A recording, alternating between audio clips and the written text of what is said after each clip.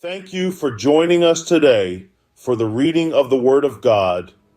We strive to always present the Word of God as it is presented in the NIV Bible. Keep us in your prayers as we pray for you all as we engage our Lord and Savior in this amazing journey in the reading of the Bible.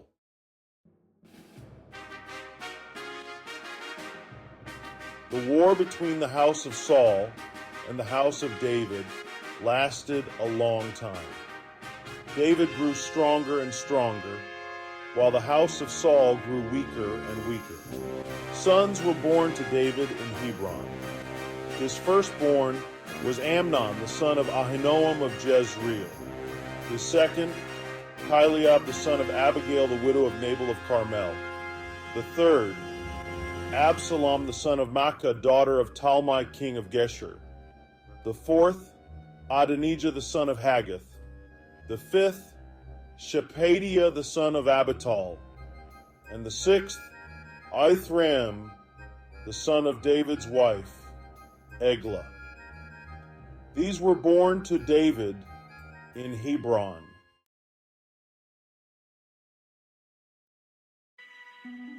During the war between the house of Saul and the house of David, Abner had been strengthening his own position in the house of Saul.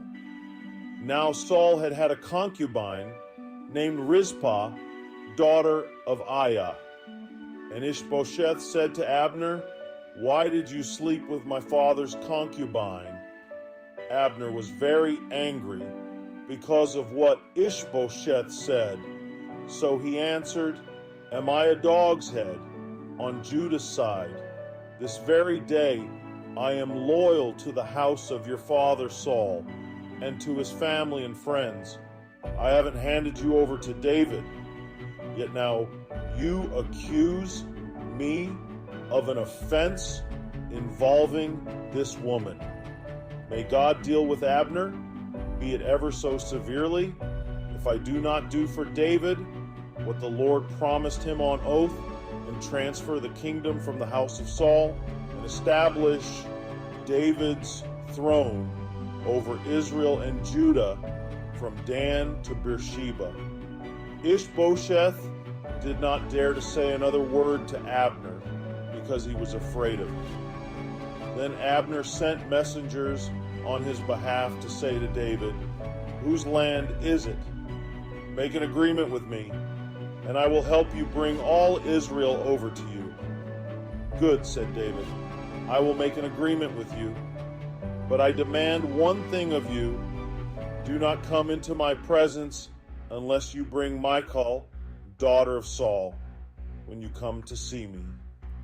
Then David sent messengers to Ishbosheth, son of Saul, demanding, "Give me my wife Michal, whom I betrothed to myself, for the price of 100 Philistine foreskins."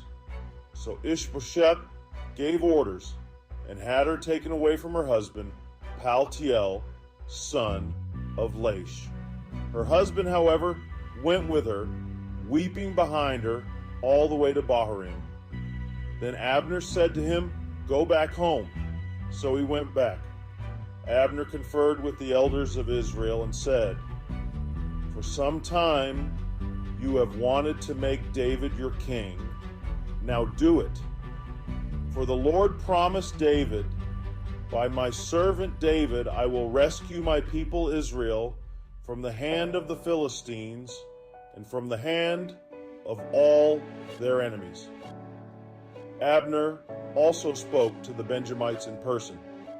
Then he went to Hebron to tell David everything that Israel and the whole tribe of Benjamin wanted to do. When Abner, who had 20 men with him, came to David at Hebron, David prepared a feast for him and his men.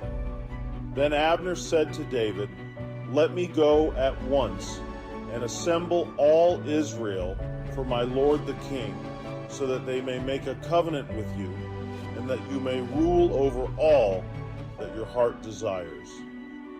So David sent Abner away, and he went in peace.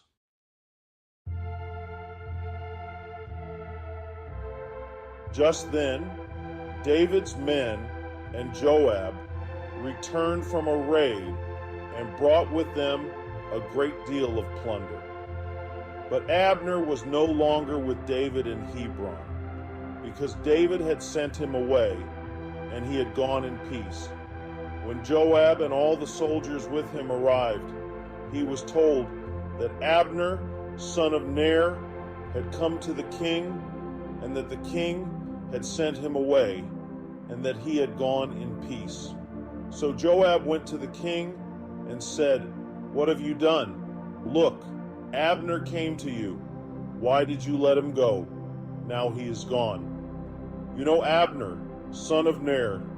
He came to deceive you and observe your movements and find out everything you are doing." Joab then left David and sent messengers after Abner, and they brought him back from the cistern at Sirah.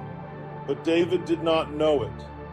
Now, when Abner returned to Hebron, Joab took him aside into an inner chamber, as if to speak with him privately, and there, to avenge the blood of his brother Asahel, Joab stabbed him in the stomach, and he died. Later, when David heard about this, he said, "I and my kingdom are forever innocent before the Lord concerning the blood of Abner, son of Ner. May his blood fall on the head of Joab and on his whole family. May Joab's family never be without someone who has a running sore or leprosy, or who leans on a crutch, or who falls by the sword, or who lacks food."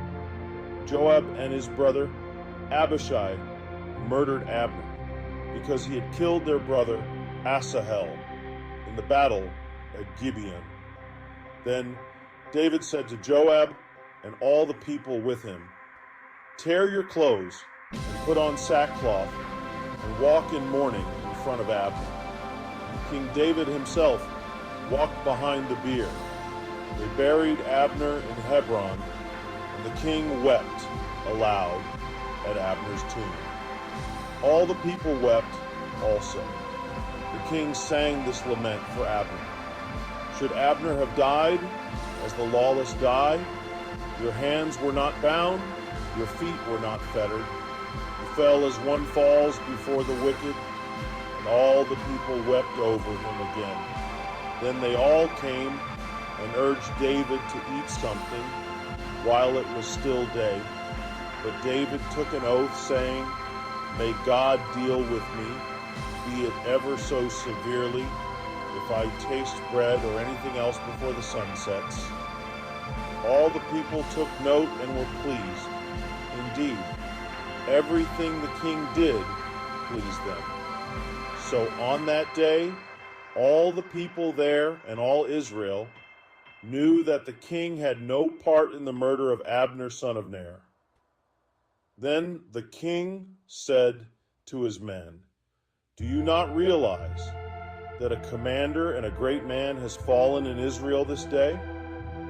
And today, though I am the anointed king, I am weak, and these sons of Zeruiah are too strong for me. May the Lord repay the evildoer according to his evil deeds." We invite you to take a moment and peruse the PDF attached to every video. These documents provide further enlightenment on the Word of God that we have covered together, and it underlines the importance of reading them for a deeper understanding. We send our blessings to you in the name of Jesus Christ, always. Your presence in the next reading of God's Word would be highly appreciated. Be there. We await your involvement with excitement.